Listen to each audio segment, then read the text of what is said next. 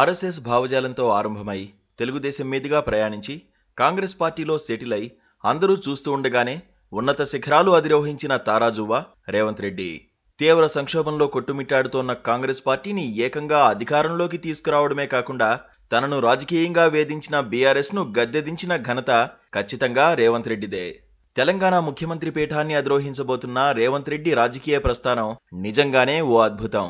నిజాయితీగా కష్టపడితే పదవులు విజయాలు వాటంతటా అవే వస్తాయి అనడానికి రేవంత్ తిరుగులేని ఉదాహరణ అంటున్నారు రాజకీయ పండితులు. తెలంగాణ కాంగ్రెస్ పార్టీ సారథిగా అనుమల రేవంత్ రెడ్డి ఆ పార్టీని రాష్ట్రంలో తొలిసారి ఆధిక్యంలోకి నడిపించిన నాయకునిగా అవతరించి చరిత్ర సృష్టించారు. విద్యార్థి రాజకీయాల్లో ఏబీవీపీ నాయకుడిగా వ్యవహరించిన రేవంత్ రెడ్డి 2006లో మొదటిసారి కొడంగల్లో జెడ్పీటీసీ సభ్యుడిగా స్వతంత్ర అభ్యర్థిగా పోటీ చేసి గెలిచారు. 2007లో స్వతంత్ర అభ్యర్థిగానే పోటీ చేసి ఎమ్మెల్సీ అయ్యారు. 2009లో టీడీపీలో చేరారు.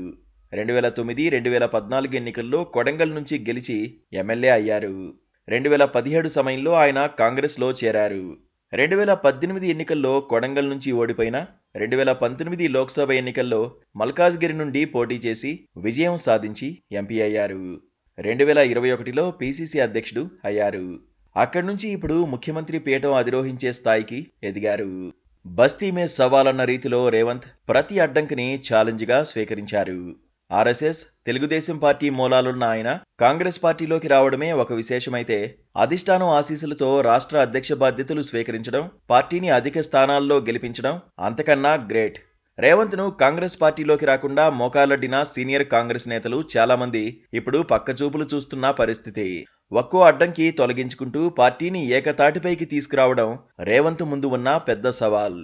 అందరినీ ఏకతాటిపైకి తీసుకురావడానికి ఆయన అనుసరించిన వ్యూహాలు ఫలితాలను ఇవ్వడంతో కాంగ్రెస్ అధికారంలోకి రాగలిగింది.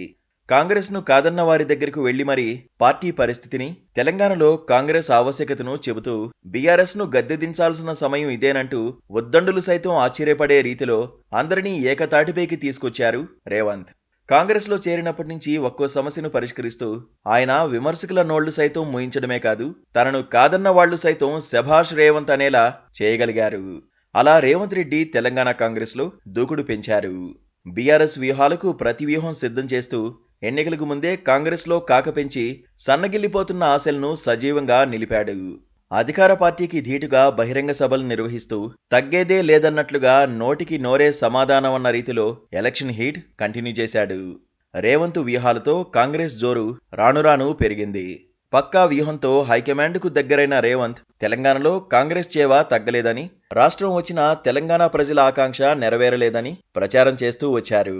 కాంగ్రెస్ జెండాను రెపరెపలాడేలా చేశాడు. తన మాటల తోటాలతో కేసీఆర్కు ధీటుగా జవాబిస్తూ కాంగ్రెస్ గ్రాఫ్ను అనూహ్యంగా పెంచేశారు. కాంగ్రెస్ వ్యూహకర్త సునీల్ కనుగోలుతో కలిసి కాంగ్రెస్ను అగ్రభాగాన నిలపడానికి తగిన గేమ్ ప్లాన్ సిద్ధం చేయడంతో పాటు ఆకర్షణీయ మేనిఫెస్టోతో సామాన్య ప్రజలకు చేరువడంలో సూపర్ సక్సెస్ అయ్యారు. ఎన్నికల వేళ ఒక్కో చోట కేసీఆర్కు ధీటుగా 3 చోట్ల బహిరంగ సభలు నిర్వహించడం, అభ్యర్థుల ఎంపికలో కొత్త వ్యూహాలు అనుసరించడం రేవంత్ను హీరోగా నిలపడానికి కలిసొచ్చిన ప్రధాన అంశాలు. వీటితో పాటు ఎన్నికల ప్రచారం క్లైమాక్స్లో ప్రియాంక, రాహుల్తో రోడ్ షోతో అదరగొట్టడం కూడా రేవంత్ వ్యూహంలో భాగమే. Telugu Desam party Telangana LP leader పదవిలో ఉన్న ఆయన హఠాత్తుగా కాంగ్రెస్లో చేరడం, ఆ తర్వాత క్రమంగా ఎదుగుతూ పార్టీ అధ్యక్షుడి వరకు ఎదగడానికి నేపథ్యం కూడా ఉంది. 2014లో తెలంగాణ రాష్ట్రం ఏర్పడ్డాక ఈ ప్రాంతంలో తెలుగుదేశం పార్టీ క్రమంగా బలహీనపడింది. కాంగ్రెస్ పార్టీతో సంప్రదింపులు జరుపుతున్నారన్న ఆరోపణలతో తెలంగాణ తెలుగుదేశం పార్టీ ఆయనపై సస్పెన్షన్ వేటు వేసింది. దీంతో రేవంత్ రెడ్డి 2017లో కాంగ్రెస్లో చేరారు. కానీ వర్గ రాజకీయాలకు పెట్టింది పేరు లాంటి కాంగ్రెస్ పార్టీలో ఆయన ప్రస్థానం అంత సులభంగా లేదు. తెలుగుదేశం పార్టీ నుంచి వచ్చిన ఆయన పట్ల కాంగ్రెస్ నాయకులు బహిరంగంగానే అసంతృప్తి వ్యక్తం చేసిన సందర్భాలు ఉన్నాయి.